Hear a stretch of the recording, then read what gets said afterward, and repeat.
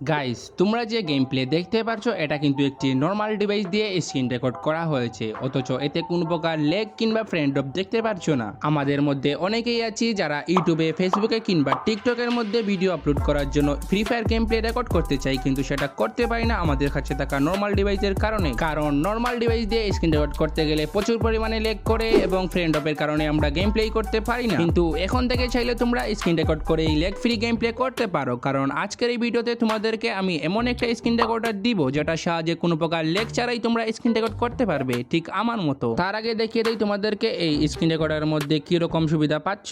তোমরা এই রেকর্ডারের মধ্যে 4K 60 FPS এর উপর রেকর্ডিং করতে পারো, এমনকি তোমার ফোনের রেজুলেশন অনুযায়ী এটা তোমার অটোমেটিকলি সিলেক্ট করে দিতে পারো। আমি তোমাদেরকে সাজেস্ট করব একদম উপরের দিকে ইউজ স্ক্রিন রেজুলেশন, এটাতে সিলেক্ট করো, তাহলে সব থেকে ভালো হয়। তোমরা এখানে সর্বোচ্চ 60 MBPS পর্যন্ত রেকর্ড করতে পারো।